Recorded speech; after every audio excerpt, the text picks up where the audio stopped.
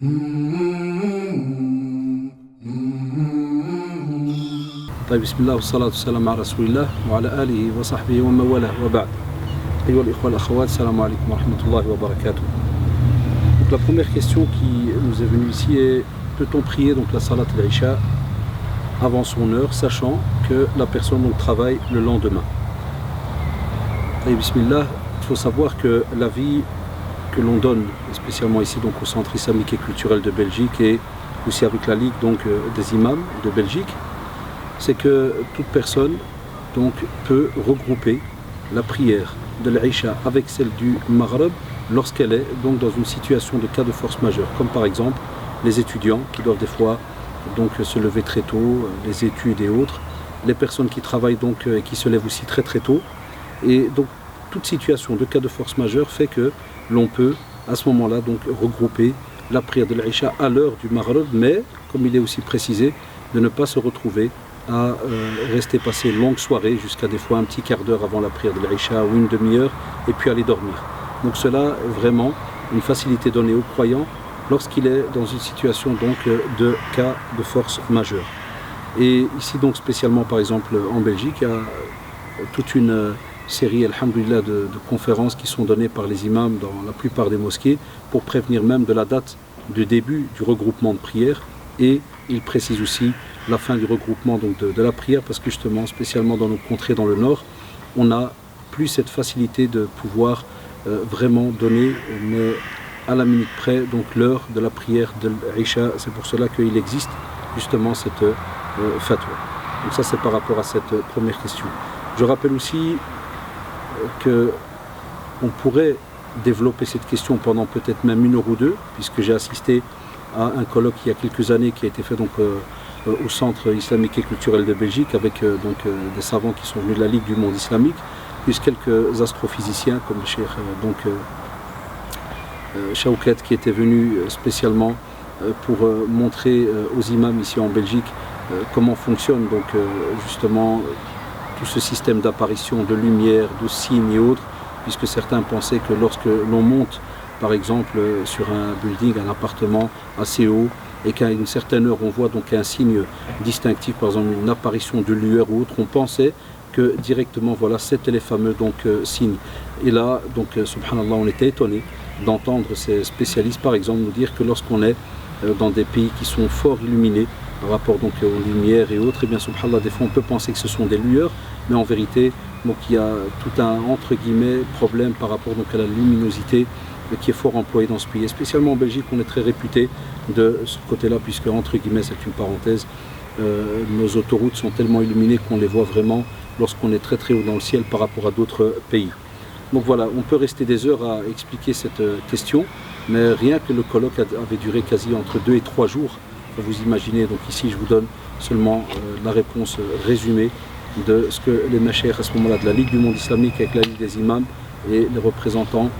on va dire des différentes nationalités.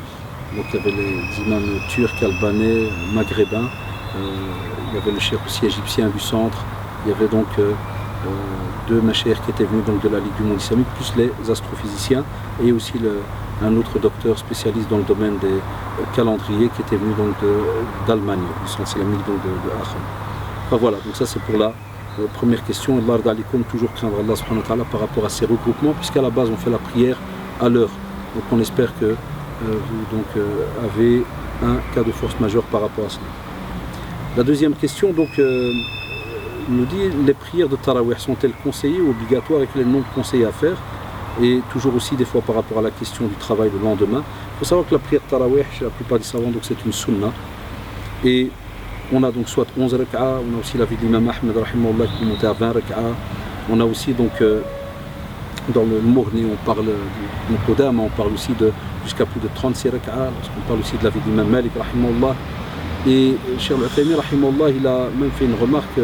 très pertinente en disant qu'il ne convient pas de fois de faire preuve soit d'extrémisme ou de laxisme dans ce domaine-là, puisqu'on sait par exemple que certaines personnes vont critiquer certains imams lorsqu'ils dépassent par exemple les 11 rak'a, étant donné que cela émane d'une tradition donc, authentique de Moussa qui rappelle qu'on avait donc, cette quantité de 11 rak'a, mais alhamdulillah certains savants expliquaient qu'on ne pouvait pas, avec une tradition, donc établir que c'était ce qu'on appelle une obligation de s'arrêter donc à 11 raka'a. Et c'est pour cela donc beaucoup de savants disent que l'on peut, alhamdoulilah, et beaucoup d'écoles juridiques aussi, donc la plupart des écoles juridiques disent que l'on peut donc dépasser ce nombre-là. Ce qui veut dire, que si jamais vous êtes dans une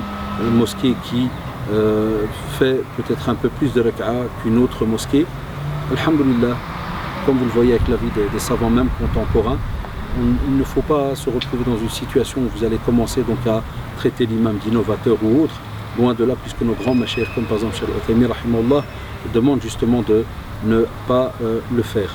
Et à ce moment-là, comme vous le savez, lorsque une prière n'est pas obligatoire et que l'on nous dit par exemple ici, puisque la personne met entre parenthèses toujours la question du travail le lendemain, eh bien, ittaqullah mastata'tum.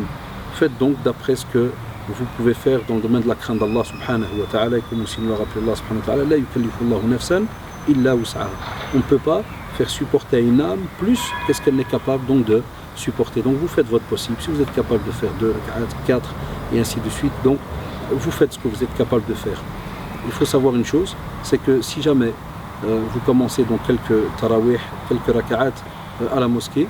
donc n'oubliez pas de clôturer donc votre soirée par la prière de l'ouïtre. Donc si vous entrez à la maison, vous rentrez chez vous, faites la prière de l'ouïtre. Donc c'est très très important. Mais aussi attention, il y a une règle de nouveau dans la jurisprudence qui va vous pousser à ne pas devoir faire par exemple 2 ouïtres dans une même nuit. C'est-à-dire si vous rentrez chez vous et vous faites la prière de l'ouïtre, si jamais par exemple au week-end vous êtes un peu plus à l'aise et vous allez donc à la mosquée. Et en général vers la fin de Ramadan, ils font la plupart des mosquées la prière de tahajjud, c'est des prières de nuit juste avant la prière donc du subh. À ce moment-là, on sait très bien que des fois l'imam alors va clôturer. On vous dit, si vous avez clôturé après la prière de l'Isha, vous devez savoir que vous ne faites pas normalement des prières de nuit. Tandis que si jamais vous voulez faire justement cette prière de nuit avant la prière de subh, à ce moment-là, Allah yarda alikum, vous faites les tarawih, vous ne terminez pas avec la prière de witr. Lorsque vous viendrez donc à la fin de votre